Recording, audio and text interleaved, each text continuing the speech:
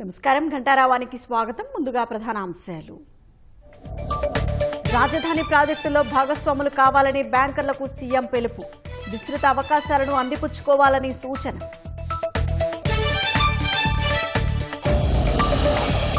విశాఖకు టెక్ దిగ్గజం యాక్సెంచర్.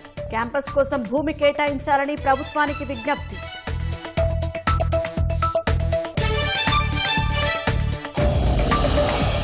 శ్రీశైలం ప్రాజెక్టుకు కొనసాగుతున్న వరద. 10 గేట్లు ఎత్తి సాగర్కు నీటి విడుదల.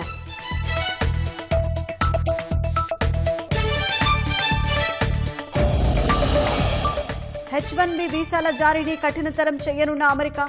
లాటరీ విధానం మార్చేందుకు సిద్ధమైన ట్రంప్ సర్కార్.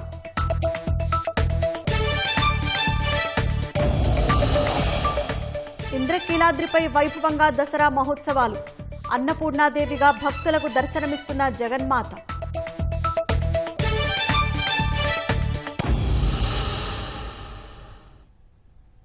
అమరావతి ప్రాజెక్టులో భాగస్వాములు కావాలని వివిధ బ్యాంకుల చైర్మన్లు, ఎండీలకు సీఎం చంద్రబాబు ఆహ్వానం పలికారు. రాజధానిలో ప్రాంతీయ కార్యాలయాలు ప్రారంభించాలని పిలుపునిచ్చారు. అంతర్జాతీయ స్థాయిలో నిర్మిస్తున్న అమరావతిలో విస్తృత అవకాశాలను అందిపుచ్చుకోవాలని సూచించారు. లోక్సభ సబార్డినేట్ లెజిస్లేషన్ కమిటీ సమావేశంలో భాగంగా విజయవాడ విచ్చేసిన పలు బ్యాంకుల చైర్మన్లు, ఎండీలకు ఉండవల్లిలోని క్యాంపు కార్యాలయంలో ముఖ్యమంత్రి తేనీటి విందు ఇచ్చారు. అమరావతిని అంతర్జాతీయ స్థాయి నగరంగా నిర్మిస్తున్నామని, రాజధానిలో చేపట్టే వివిధ ప్రాజెక్టుల్లో బ్యాంకర్లు భాగస్వాములు కావాలని ముఖ్యమంత్రి చంద్రబాబు కోరారు. అమరావతిలో బ్యాంకుల ప్రాంతీయ కార్యాలయాలను ప్రారంభించాలని, ఇప్పటికే స్థలాలు కూడా కేటాయించామని చెప్పారు. రాష్ట్రానికి ఆర్థిక సాయం పెంచాలని కోరారు. మచిలీపట్నం ఎంపీ వల్లభనేని బాలశౌరి అధ్యక్షతన విజయవాడలో జరిగిన లోక్సభ సబార్డినేట్ లెజిస్లేషన్ కమిటీ సమావేశానికి బ్యాంకుల చైర్మన్లు, సీఎండీలు హాజరయ్యారు. అనంతరం బాలశౌరి వారిని ఉండవల్లిలోని ముఖ్యమంత్రి చంద్రబాబు క్యాంపు కార్యాలయానికి తీసుకువెళ్లారు. సుమారు గంట పాటు వారు సీఎంతో సమావేశమయ్యారు. అమరావతిలో చేపడుతున్న ప్రాజెక్టులు, రోడ్ మ్యాప్ పై బ్యాంకుల చైర్మన్లు, సీఎండీలకు సీఎం సమగ్ర వివరాలు అందించారు. 15 నెలల కూటమి ప్రభుత్వ పాలనలో రాష్ట్రానికి వచ్చిన పెట్టుబడులు, కేంద్ర ప్రభుత్వ సహకారంతో చేపట్టిన ప్రాజెక్టులు, రాష్ట్ర ప్రభుత్వ విధానాలు, ప్రగతి ప్రణాళికల గురించి చెప్పారు. పోర్టులు, ఎయిర్పోర్టులు, హార్బర్లు, జాతీయ రహదారులు, క్వాంటమ్ వ్యాలీ తదితర పనుల పురోగతిని తెలియజేశారు. వ్యవసాయం, విద్యుత్, నీటిపారుదల, విద్య, వైద్య రంగాలతో పాటు పౌర సేవల్లో సాంకేతికతను విస్తృతంగా వినియోగిస్తున్నామన్నారు. Ratan Tata innovation hub, BPCL కు 1,00,000 కోట్ల పెట్టుబడి, గ్రీన్ హైడ్రోజన్ రంగంలో 1.20 లక్షల కోట్ల పెట్టుబడులు వస్తున్నాయని వివరించారు. రాష్ట్రంలో నదుల అనుసంధానం, ప్రయోజనాలపై బ్యాంకర్లు అడిగిన ప్రశ్నలకు చంద్రబాబు సమాధానమిచ్చారు. వివిధ ప్రాజెక్టులకు ఆర్థిక సాయం అందించాలని సీఎం కోరగా వారు అంగీకరించారు. మచిలీపట్నం, రామాయపట్నం, మూలపాడు పోర్టులకు ఆర్థిక సహకారం అందిస్తున్నామని power finance corporation CMD Paramender Chopra వివరించగా, రాష్ట్రంలోని మరిన్ని పోర్టులు ఏర్పాటు చేస్తున్నామని, వాటికి కూడా రుణాలివ్వాలని సీఎం కోరారు. సీఎంతో సమావేశమైన వారిలో state bank chairman Srinivasulu Shetty సహా పలు ప్రముఖ బ్యాంకులు, ఇన్సూరెన్స్ కంపెనీల చైర్మన్లు, సీఎండీలు, మంత్రులు పయ్యావుల కేశవ్, నారాయణ, ఆర్థిక శాఖ కార్యదర్శి పీయూష్ కుమార్ ఉన్నారు.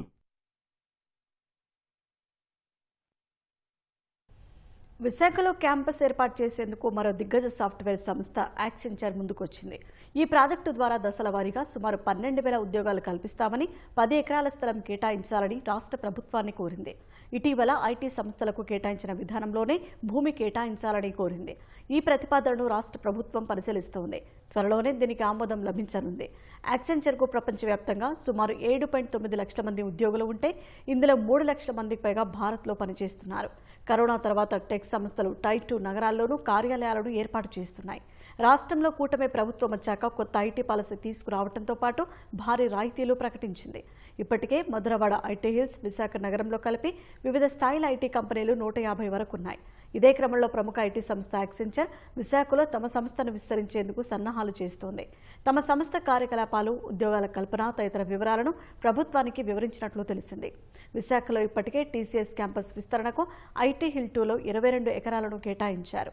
ఏఐ, క్లౌడ్ డేటా సెంటర్ల ఏర్పాటుతో పాటు గూగుల్తో ఒప్పందం కావడంతో ఆనందపురం మండలం తర్లువాడలో గుర్తించిన 200 ఎకరాలు, 80 ఎకరాలు కేటాయించనున్నారు. Cognizant technology solution India private లిమిటెడ్కు మధురవాడలో 22.19 ఎకరాలు కేటాయించారు. ఎమ్మెల్యేలుగా ఎన్నికై శాసనసభకు హాజరు కాకుండా కేవలం సంతకాలు చేసి సర్దుకోవడం ఏం నైతికత అని నైతిక విలువల కమిటీ ప్రశ్నించింది. జీతభత్యాలతో పాటు ప్రోటోకాల్ మర్యాదలు పొందుతూ అసెంబ్లీకి రాకపోవడాన్ని ఎలా చూడాలని నిలదీసింది. ప్రజలు ఎన్నుకున్న ప్రజాప్రతినిధులు తమ బాధ్యతను విస్మరించడంపై చర్చ జరగాలని నిర్ణయించింది. ఎమ్మెల్యేలుగా ఎన్నికైన వారు సభకొచ్చి చట్టాల నిర్మాణంలో భాగస్వాములు కావాల్సిందేనని శాసనసభ నైతిక విలువల కమిటీ స్పష్టం చేసింది. అసెంబ్లీ కమిటీ హాల్లో సమావేశమైన శాసనసభ నైతిక విలువల కమిటీ సభ్యులు వివిధ అంశాల్ని కీలకంగా చర్చించారు. ఎన్నికైన ప్రజాప్రతినిధుల నైతిక ప్రవర్తన ప్రాధాన్యతను పెంచడంలో ఎథిక్స్ కమిటీ నిర్మాణాత్మక పాత్ర పోషిస్తుందని కమిటీ చైర్మన్ మండలి బుద్ధప్రసాద్ వెల్లడించారు. వైసీపీ ఎమ్మెల్యేలు శాసనసభకు రాకపోవడం నైతికత ఎలా అవుతోందనే అంశాన్ని కమిటీ సభ్యులు లేవనెత్తారు. వారిని ఎన్నుకున్న ప్రజలు వారు ప్రాతినిధ్యం వహిస్తున్న ప్రాంత సమస్యల్ని శాసనసభ వేదికగా ప్రభుత్వం దృష్టికి తీసుకొచ్చి వాటి పరిష్కారానికి పాటుపడాలని హితవు పలికారు. సభకు రాకుండా ఈ బాధ్యతను విస్మరించడం అనైతికమే అవుతుందని సభ్యులు అభిప్రాయపడ్డారు. సభకు రాకపోవడం అనైతికం కాబట్టి తమ బాధ్యతను గుర్తించి వ్యవహరించాలని కమిటీ తరపున విజ్ఞప్తి చేద్దామనే అభిప్రాయాన్ని కొందరు సభ్యులు వ్యక్తం చేశారు.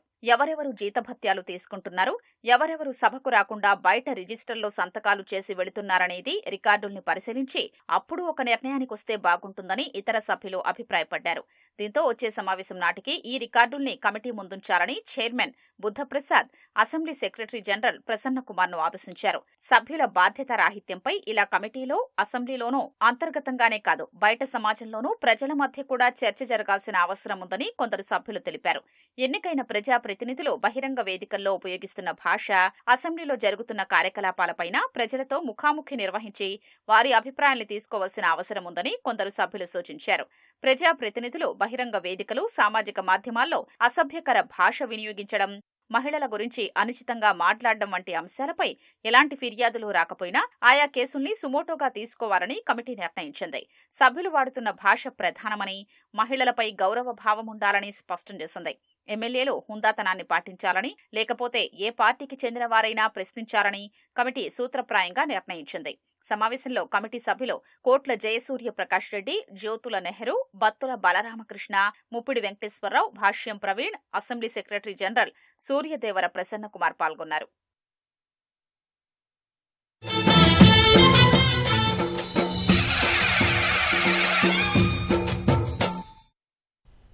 విజయవాడ ఇంద్రకీలాద్రిపై దసరా మహోత్సవాలు వైభవంగా సాగుతున్నాయి. శరన్నవరాత్రుల భాగంగా నేడు అమ్మవారు అన్నపూర్ణాదేవి అలంకరణలో భక్తులకు దర్శనమిస్తున్నారు. అన్నపూర్ణాదేవిని అన్నము ప్రసాదించే మాతృమూర్తిగా కొలుస్తారు.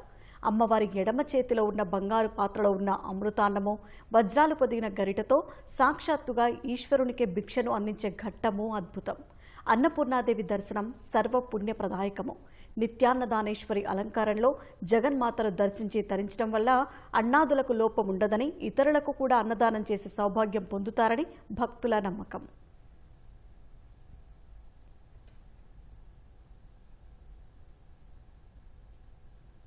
అఖిలాండకోటి బ్రహ్మాండ నాయకుని బ్రహ్మోత్సవాల్లో ప్రధాన ఘట్టం ధ్వజారోహణం నేడు జరగనుంది. ఇవాళ సాయంత్రం మీనలగ్నంలో ముక్కోటి దేవతలను ఆహ్వానిస్తూ నిర్వహించే ధ్వజారోహణంతో బ్రహ్మోత్సవాలు ప్రారంభమవుతాయి. 9 గంటలకు నిర్వహించే పెద్దశేష వాహన సేవతో బ్రహ్మోత్సవాల వాహన సేవలు ప్రారంభమవుతాయి. కూటమి ప్రభుత్వం ఏర్పడిన తర్వాత ఏర్పాటు చేసిన తొలి ధర్మకర్తల మండలి హయాంలో అంగరంగ వైభవంగా బ్రహ్మోత్సవాలు నిర్వహించేందుకు తిథిదే సిద్ధమైంది.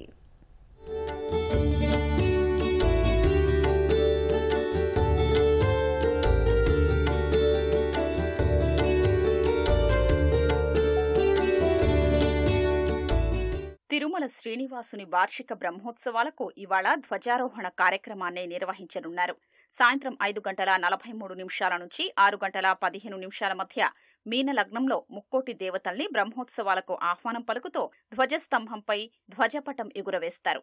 దీంతో బ్రహ్మోత్సవాలు ప్రారంభమవుతాయి. ధ్వజారోహణంలో వినియోగించేందుకు విష్ణు దర్భతో తయారు చేసిన 7 మీటర్ల పొడవు, 2 మీటర్ల వెడల్పుతో చాపను, 211 అడుగుల పొడవు తాడును సిద్ధం చేసి ఆలయానికి తరలించారు.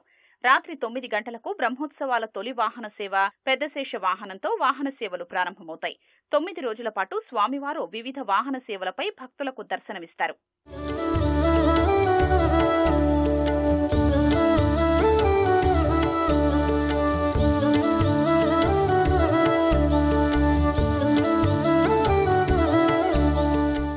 గరుడధ్వజ ఆరోహణతో బ్రహ్మోత్సవాలు ప్రారంభమవుతాయి, గరుడధ్వజ అవరోహణతో బ్రహ్మోత్సవాలు పరిపూర్ణమవుతాయి. ఆ గరుడుని మంత్రపూర్వకంగా వైఖానస భగవశాస్త్రోక్తంగా ఎప్పుడైతే గరుడుని ఆ యొక్క చిత్తరువుని పైకి తీసుకెళ్తారో ఆ మోకుతో యక్ష కిన్నర కింపురుష సిద్ధ సాధ్యాది దేవతాగణాలనే కాదు, ఋషిగణాలనే కాదు, మరుత్తులనే కాదు, సిద్ధులు సాధ్యులు కిన్నరులు విద్యాధరాది పరివార దేవతలనే కాదు, సమస్తమైనటువంటి భక్త కోట్లకు కూడా ఆయన ఆహ్వానం పలుకుతూ ఉన్నాడు అని చెప్పి తెలుసుకోవాలి. మొట్టమొదటి రోజున స్వామివారికి పెద్ద శేషవాహన సేవ జరుపబడుతుంది. పెద్ద శేషవాహన సేవల్లో స్వామివారిని శ్రీదేవి భూదేవి సమేత ఆ మలయప్ప స్వామివారిని దర్శిస్తే మన హృదయంలో ఉండేటువంటి స్వామిని దర్శించుకొని మన జన్మ చరితార్థం చేసుకోవటానికి ఒక ప్రధానమైనటువంటి సాధనం శేషి సంబంధము అంటారు. అంటే శేషి అంటే పరమాత్ముడు, శేషుడు అంటే ఈ జీవుడు పరమాత్ముని దర్శించుకోవాలి. ఆ దర్శించుకోవటం అనేటువంటి అంతరార్థాన్ని ప్రబోధిస్తున్నదే ఈ పెద్ద శేషవాహన సేవ. వైకుంఠనాథుని బ్రహ్మోత్సవాల్ని దర్శించుకునేందుకు భక్తులు అధిక సంఖ్యలో వస్తారని తిరుమల తిరుపతి దేవస్థానం అంచనా వేస్తోంది. భక్తుల రద్దీని దృష్టిలో ఉంచుకుని తగిన ఏర్పాట్లు చేసింది. ఇవాళ ధ్వజారోహణ ఘట్టం ముగిసిన అనంతరం రాష్ట్ర ప్రభుత్వం తరపున ముఖ్యమంత్రి చంద్రబాబు పట్టు వస్త్రాలు సమర్పించనున్నారు. ముఖ్యమంత్రి చంద్రబాబుతో పాటు ఉపరాష్ట్రపతి రాధాకృష్ణన్ బ్రహ్మోత్సవాల్లో పాల్గొంటారు. అనంతరం రాత్రికి తిరుమలలో బస చేయనున్న సీఎం గురువారం నూతనంగా నిర్మించిన PSC 5 భవనం, TTD AI twin command centre, intelligent crowd, cyber control, శ్రీవారి ప్రసాదాల ingredients, vision based sorting machine plant ను ప్రారంభించనున్నారు. ముఖ్యమంత్రి శ్రీ నారా చంద్రబాబు నాయుడు గారు సతీ సమేతంగా ఆ దేవదేవునికి పట్టు వస్త్రాలు సమర్పించడానికి రాబోతున్నారు. వారితో పాటు నూతనంగా ఎన్నికైనటువంటి ఉపరాష్ట్రపతి గారు కూడా వస్తున్నారు. వాళ్ళు కూడా 24 రాత్రి ఇక్కడే ఉంటారు. 25వ తారీఖు PSC 5 ప్రారంభోత్సవం చేస్తాము. బ్రహ్మోత్సవాల్ని పురస్కరించుకుని శ్రీవారి ఆలయాన్ని సుందరంగా ముస్తాబు చేశారు. విద్యుత్ దీపాలంకరణలతో పాటు స్వామివారి సన్నిధి, పడికావలి, రంగనాయకుల మండపాన్ని వివిధ రకాల పుష్పాలతో అలంకరించారు. తిరుమల కొండ ప్రధాన కూడళ్లలో రహదారుల్లో ఏర్పాటు చేసిన విద్యుత్ దీపాలు భక్తుల్ని ఆకట్టుకుంటున్నాయి. కడప మేయర్ సురేష్ బాబుపై పురపాలక శాఖ అనర్హత వేటు వేసింది. సురేష్ బాబు కుటుంబీకులు కడప నగరపాలక సంస్థలో సివిల్ కాంట్రాక్టులు చేపట్టారని ఎమ్మెల్యే మాధవిరెడ్డి గతేడాది ఫిర్యాదు చేశారు. దీనిపై విజిలెన్స్ అధికారులు విచారణ జరిపి కాంట్రాక్టులు చేసిన విషయం వాస్తవమేనని తేల్చి ప్రభుత్వానికి నివేదిక పంపారు. దీంతో పురపాలక శాఖ ఏడాది మార్చి 24న సురేష్ బాబుకు నోటీసు జారీ చేసి అనంతరం పదవి నుంచి తొలగిస్తూ మేలో ఉత్తర్వులు ఇచ్చింది. దీనిపై సురేష్ బాబు హైకోర్టును ఆశ్రయించారు. మేయర్ తన వాదన వినిపించడానికి మరో అవకాశం ఇవ్వాలని కోర్టు ప్రభుత్వాన్ని ఆదేశించింది. ఈ నేపథ్యంలో ఈ నెల 17న ఆయన పురపాలక ముఖ్య కార్యదర్శికి తన వాదన వినిపించారు. విజిలెన్స్ విచారణ కమిషనర్ వాంగ్మూలం పరిగణలోకి తీసుకున్న పురపాలక శాఖ మేయర్ను పదవి నుంచి తొలగించింది. అతను కరుడుగట్టిన నేరస్తుడు. విద్యా సంస్థలు, ఆసుపత్రులు, విలాసవంతమైన భవంతులే లక్ష్యంగా భారీ చోరీలకు పాల్పడే అంతర్రాష్ట్ర గజ దొంగ. ఆ దోపిడీ దొంగను సెంట్రల్ జైలు నుంచి దొంగతనం కేసులో న్యాయస్థానంలో హాజరుపరిచేందుకు పోలీసులు తీసుకెళ్లారు. తిరుగు ప్రయాణంలో అల్పాహారం కోసం ఆగారు. పోలీసులు ఫోన్లో మాట్లాడటాన్ని గమనించిన కరుడుగట్టిన నేరస్తుడు కళ్లు గప్పి పారిపోయాడు. ఆ నేరగాడిని పట్టుకునేందుకు ఏకంగా 15 బృందాలను ఏర్పాటు చేసి పోలీసులు గాలిస్తున్నారు. కరుడుగట్టిన నేరస్తుడు బత్తుల ప్రభాకర్ విషయంలో పోలీసులు తీవ్ర నిర్లక్ష్యం ప్రదర్శించారు. రాజమహేంద్రవరం కేంద్ర కారాగారం నుంచి విజయవాడ కోర్టుకు తీసుకొచ్చి తిరిగి తీసుకెళ్లే క్రమంలో ప్రభాకర్ పరారైన ఘటనపై డీజీపీ హరీష్ కుమార్ గుప్తా తీవ్ర ఆగ్రహం వ్యక్తం చేశారు. ఈ ఉదంతంలో ఇప్పటికే విజయవాడ సిపి రాజశేఖర్ బాబు, ఏఆర్ కానిస్టేబుల్ సుగుణాకర్ రావు షడ్రక్లను సస్పెండ్ చేశారు. మరికొందరిపైన చర్యలు తీసుకునే వీలుంది. బత్తుల ప్రభాకర్ కు 2 ఏఆర్ కానిస్టేబుళ్లు, మరో 2 గంజాయి నిందితులకు 3 ఏఆర్ సిబ్బందిని ఇచ్చి విజయవాడ పంపించారు. తిరుగు ప్రయాణంలో తూర్పుగోదావరి జిల్లా దేవరపల్లి మండలం దుద్దుకూరు వద్ద అల్పాహారం కోసం ఆగారు. ఆ సమయంలో ఎస్కార్ట్ సిబ్బంది ఫోన్లో మాట్లాడుకుంటూ ఏమరపాటుగా ఉండడాన్ని ప్రభాకర్ పసిగట్టాడు. ఒక్క ఉదుటున దూకి పరారయ్యాడు. సిబ్బంది చేతిలో ఉండాల్సిన రైఫిల్ను వాహనంలోనే వదిలి రావడంతో కాల్పులు జరిపే అవకాశం కూడా లేకుండా పోయింది.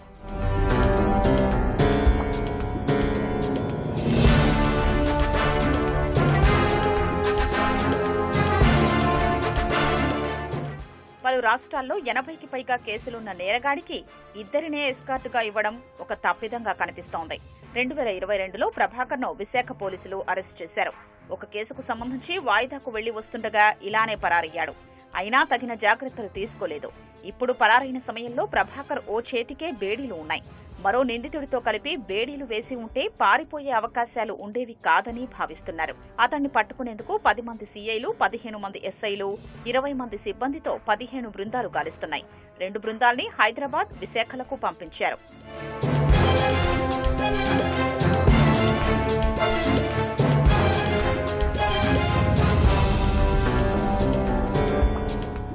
ప్రభాకర్ అడ్మిషన్ల సమయంలో ఇంజనీరింగ్ కళాశాలకు కన్నమేస్తుంటాడు. ఆ సీజన్ పూర్తయ్యాక భారీ నివాసాలు, వాణిజ్య కేంద్రాలు, ఆస్పత్రులను లక్ష్యంగా చేసుకుంటాడు. చోరీ సొత్తుతో ఖరీదైన కార్లు కొంటుంటాడు. పబ్లలోనూ గడుపుతుంటాడు. కొంత సొమ్మును రైలు పట్టాల వద్ద పాతిపెట్టి దాస్తుంటాడని సమాచారం. శ్రీశైలం ప్రాజెక్టుకు భారీ వరద కొనసాగుతోంది. జూరాల, సుంకేశ్వర ప్రాజెక్టుల నుంచి 3,80,391 క్యూసెక్కుల నీరు చేరుతోంది. శ్రీశైలం నుంచి 4,44,132 క్యూసెక్కులు విడుదల చేస్తున్నారు. పోతిరెడ్డిపాడు హెడ్ రెగ్యులేటర్ నుంచి 30,000 క్యూసెక్కులు, ఎడమగట్టు విద్యుత్ కేంద్రం నుంచి 35,315 క్యూసెక్కులు, కుడిగట్టు విద్యుత్ కేంద్రం నుంచి 30,160 క్యూసెక్కులు విడుదల చేస్తున్నారు. 10 గేట్లను 14 అడుగుల మేర ఎత్తి 3,48,650 క్యూసెక్కులు నాగార్జున సాగర్కు విడుదల చేస్తున్నారు. శ్రీశైలం ప్రస్తుత నీటి మట్టం 882.70 అడుగులు. ప్రస్తుత నీటి నిల్వ 202.96 టీఎంసీలుగా ఉంది. బీహార్ అసెంబ్లీ ఎన్నికలు, బీజేపీ ఓట్ల చోరీ అంశాన్ని ప్రజల్లోకి బలంగా తీసుకెళ్లే విషయమై వ్యూహం ఖరారు చేసేందుకు కాంగ్రెస్ అత్యున్నత నిర్ణాయక మండలి CWC ఇవాళ పాట్నాలో సమావేశం కానుంది. స్వాతంత్ర్యం తర్వాత బీహార్లో CWC సమావేశం నిర్వహించడం ఇదే తొలిసారి అని కాంగ్రెస్ పార్టీ వర్గాలు తెలిపాయి. ఉదయం 10 గంటలకు సదాకత్ ఆశ్రమంలో జరిగే CWC సమావేశానికి కాంగ్రెస్ అధ్యక్షుడు మల్లికార్జున ఖర్గే, అగ్రనేత రాహుల్ గాంధీ సహా సీనియర్ నేతలు, కాంగ్రెస్ పాలిత సీఎంలు, PCC అధ్యక్షులు, CLP నేతలు హాజరు కానున్నారు. బీహార్లో ఎన్నికల సంఘం చేపట్టిన ఓటర్ల జాబితా సమగ్ర సవరణ సహా ఓటు చోరీపై తీర్మానాలను ఆమోదించే అవకాశం ఉంది. బీహార్ సంక్షేమం పట్ల కాంగ్రెస్ పార్టీ నిబద్ధతపై ప్రజలకు సందేశం ఇచ్చేందుకు పట్నాలో CWC సమావేశం నిర్వహిస్తున్నట్లు AICC ప్రధాన కార్యదర్శి వేణుగోపాల్ తెలిపారు.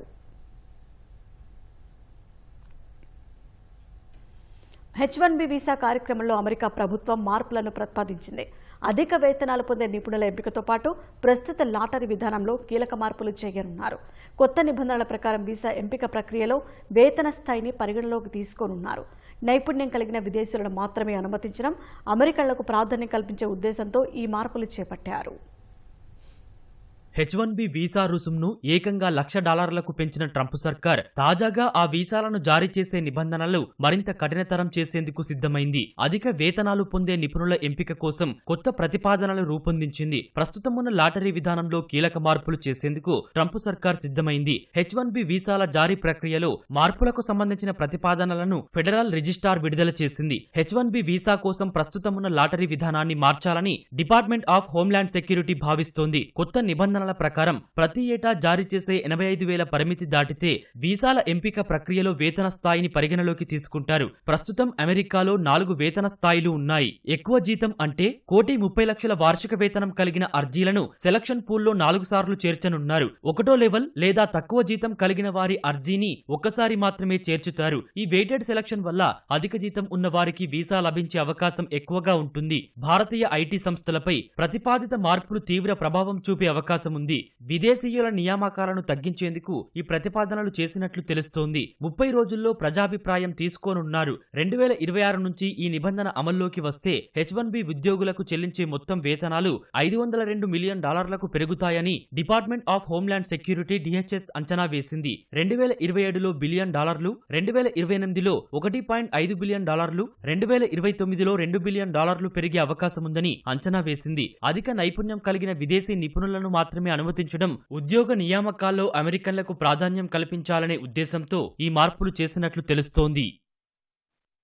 రోజువారీ తిరిగేందుకు 2వ రైలు సిద్ధమైన వెంటనే వందే భారత్ స్లీపర్ రైళ్లను ప్రారంభిస్తామని రైల్వే శాఖ మంత్రి అశ్విని వైష్ణవ్ ఢిల్లీలో చెప్పారు. ఢిల్లీలోని షాకూర్ బస్తీ కోచింగ్ డిపోలో ఒక రైలు సిద్ధంగా ఉందని, అవసరమైన పరీక్షలు జరుగుతున్నాయని వివరించారు. 2 రైళ్లను ఒకేసారి అందుబాటులోకి తెస్తామన్న కేంద్ర మంత్రి రోజువారీ సేవలు అందించేందుకు 2వ రైలు అవసరమని వివరించారు. 2వ రైలు సిద్ధమైతే ఏ మార్గంలో తిప్పాలి, ఎప్పుడు ప్రారంభించాలో నిర్ణయిస్తామని తెలిపారు. వందే భారత్ స్లీపర్ రైళ్లను న్యూఢిల్లీ, పట్నా మధ్య ప్రారంభించే అవకాశం ఉందని సమాచారం. బీహార్ ఎన్నికలు ఈ ఏడాది చివరిలో జరగనున్న నేపథ్యంలో ఆ మార్గంలో అందుబాటులోకి తెస్తారని భావిస్తున్నారు. అమృత్ భారత్ స్టేషన్ డెవలప్మెంట్ పథకం కింద దేశంలో 30 స్టేషన్లను అభివృద్ధి చేస్తున్నట్లు అశ్విని వైష్ణవ్ వివరించారు.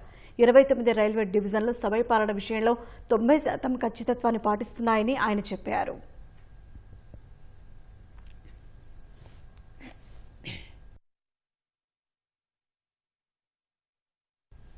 పాఠశాల విద్యార్థుల ఆవిష్కరణ నైపుణ్యాలను ప్రోత్సహించేందుకు కేంద్రం సరికొత్త జాతీయ కార్యక్రమాన్ని ప్రారంభించింది. వికసిత భారత్ బిల్డ్థాన్ పోర్టల్ను కేంద్ర విద్యాశాఖ మంత్రి ధర్మేంద్ర ప్రధాన్ ప్రారంభించారు. పాఠశాల విద్యార్థులలో ఆవిష్కరణలు, సృజనాత్మకత, సమస్య పరిష్కార నైపుణ్యాలను పెంపొందించడమే దీని ఉద్దేశమని కేంద్ర మంత్రి చెప్పారు. ఈ కార్యక్రమాన్ని కేంద్ర విద్యా మంత్రిత్వ శాఖ, Atal innovation mission, all India council for technical education సంయుక్తంగా చేపట్టనున్నట్లు వెల్లడించారు.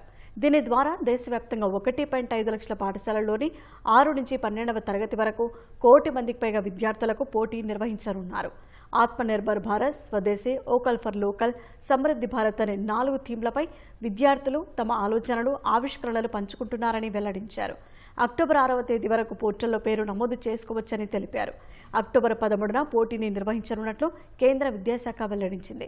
వచ్చే ఏడాది జనవరిలో 1000 మంది విజేతలను ప్రకటించి సత్కరించనున్నట్లు తెలిపింది.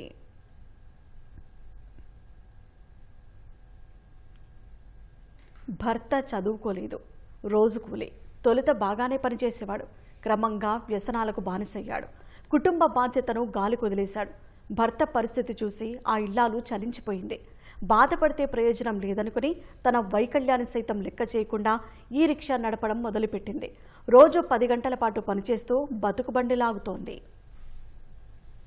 హర్యానాకు చెందిన 37 ఏళ్ల సోనియా దివ్యాంగురాలు.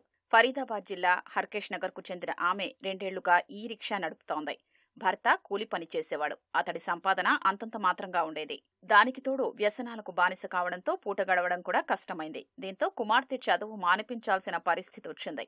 ఈ క్రమంలో కుటుంబ బాధ్యతను సోనియా తన భుజాన వేసుకుంది. బతుకుబండి లాగేందుకు ఈ రిక్షా నడుపుతోంది.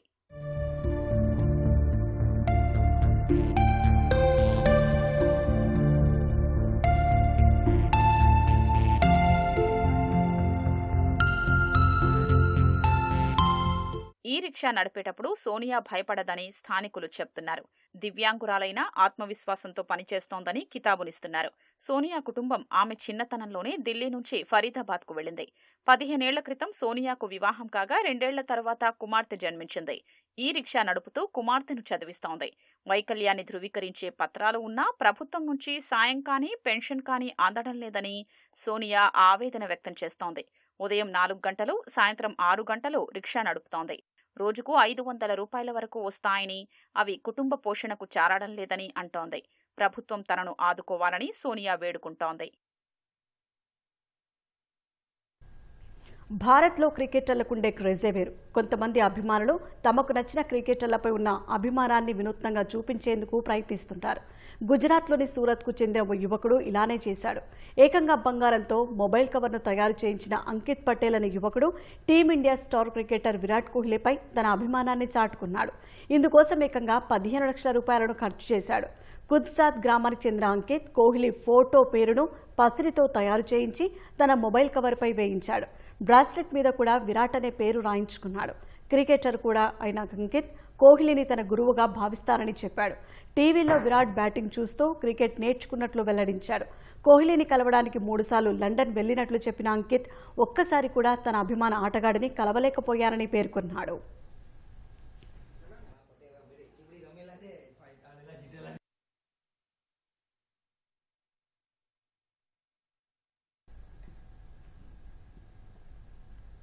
హైదరాబాద్ ప్రసాద్ ఐమాక్స్ వద్ద పవన్ కళ్యాణ్ అభిమానులు సందడి చేశారు. రేపు పవన్ కళ్యాణ్ నటించిన ఓజీ విడుదల కానున్న నేపథ్యంలో ఐమాక్స్ వద్ద భారీ కటౌట్ను ఏర్పాటు చేసి బాణాసంచా వెలుగుల్లో దాన్ని ఆవిష్కరించారు.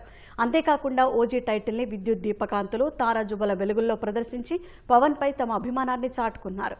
పెద్ద సంఖ్యలో అభిమానులు చేరుకోవడంతో ప్రసాద్ ఐమాక్స్ వద్ద పండుగ వాతావరణం నెలకొంది. మరోవైపు ఈ రోజు రాత్రి 10 గంటల నుంచి 2 తెలుగు రాష్ట్రాల్లోనూ ఓజీ ప్రీమియర్ షోలు ప్రదర్శించనుండడంతో ఎప్పుడెప్పుడు సినిమా చూస్తామని అభిమానులంతా పెద్ద ఎత్తున ఎదురు చూస్తున్నారు.